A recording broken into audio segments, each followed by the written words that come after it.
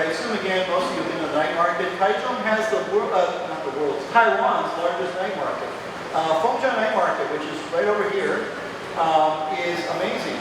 If you want to go walk around and just sample things and see a really lively evening scene.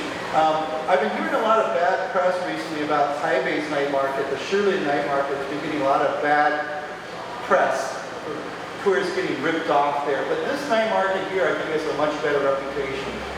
So Fengjiang Night Market is a lot of fun to go to. The second largest night market in Taichung is actually down on Sanmin Road, or off of Sanmin Road in the older part of the city, across the street from Zhongyou Department Store. It's called Yizhong Night Market, or Yizhong Street Night Market. And it's a very nice night market to wander around as well. It's very large, very active. And of course, there's many other night markets around the city. Those aren't the only ones. Some are big, some are small, some are there every night, some of them move around. But it's always a fun place to see local culture and try some really interesting and creative food. Cultural destinations, of course, I already mentioned the National Museum of Natural Science, which everybody calls the Science Museum, or the National Taiwan Museum of Arts, which is the Art Museum. They're beautiful structures, world class, really worth going to see.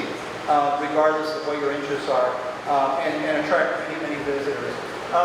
Taiwan also has a National Taichung Theater, which is right over here. I mentioned that already. The nice thing about the National Taichung Theater is it's open all the time except for Mondays. And you can go in there. There's a restaurant. There's actually even a bar on the top floor. There's a cafe. There's shops, and it's just a really nice place to wander around day or night. Asia University in Wufeng District, which is a little bit out of town, has the Asia Museum of Modern Art, which is actually also very striking.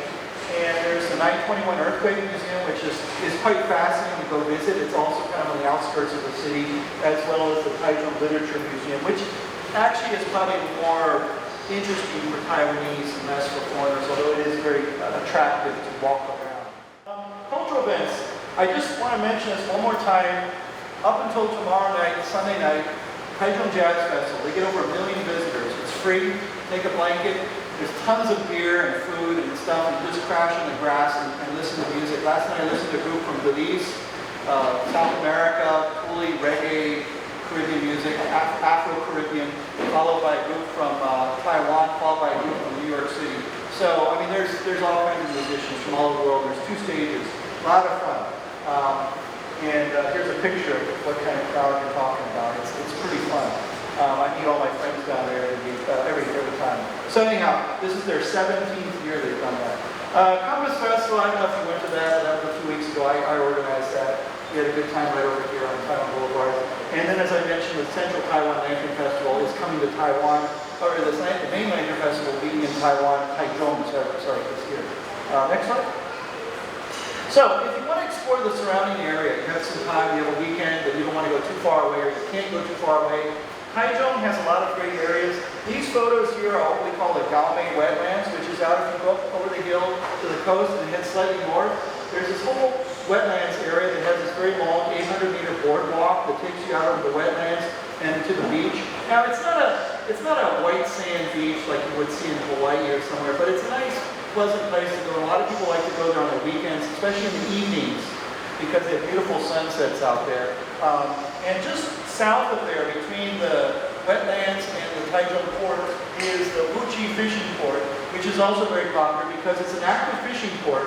But you can also go there, and there's lots of eateries there where you can eat fresh seafood. You can go sit down, pick out your seafood, get something to eat. And if I'm understanding, if I know correctly, they still have sunset boat tours you can do from the harbor and go out and see the sunset, take a boat ride. I believe they still have that. Zhenlan Temple is the big Matsu Temple in Daja, which is north of that, slightly on the coast, where you have all the lively festivities. You can go there anytime to visit. It's quite striking.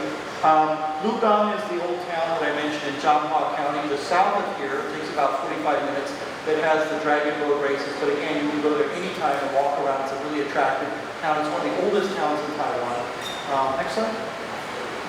Surrounding areas, Guguang Hot Springs town. That's in Taichung, but way up in the mountains. It takes about 90 minutes to get there. It's famous, one of the most famous towns in Taiwan for hot springs.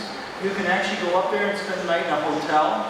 And you know, the rooms have hot springs that are piped into your room, or you can soak in a communal pool, but it's a lot of fun. And if you want to try the hot springs culture, and it's right in the gateway of the mountains, the high mountains, so you can go up there and check that out. Lishan is up in the central mountain range. It's famous for fruit farming. They have dozens of farms that grow pears and apples and peaches, and it's really the high mountains. You're over 2,000 meters there. In the wintertime, you'll see snow in the mountains around you. It's quite beautiful. Sunmoon Lake, I assume that many or all of you have been to Sunmoon Lake, but it is one of the leading attractions in Taiwan. It's only 45 minutes to an hour from here on the freeway.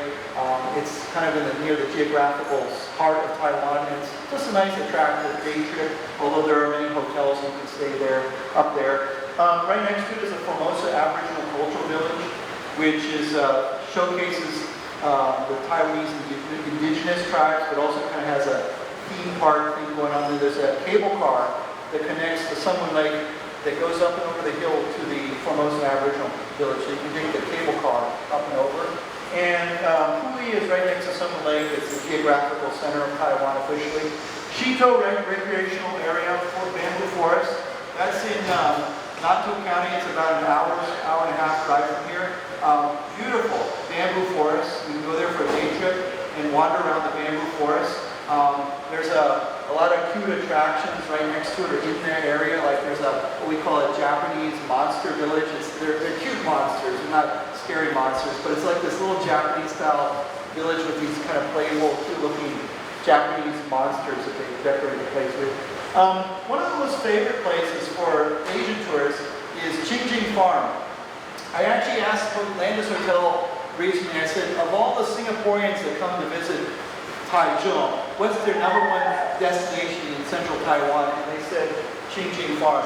And if you drive up and over towards Hualien on the east coast, you'll go past this area, and it's known, it has sheep farms, it's very alpine, and it has, the hotels up there look very much like Swiss chalets. So it's a very attractive place. It also has the highest Starbucks in Taiwan, if that attracts you. Other areas, Miaoli County, which is the next county north of us, is Sani. There's a town there, it's known as the most famous town in Taiwan for wood carving.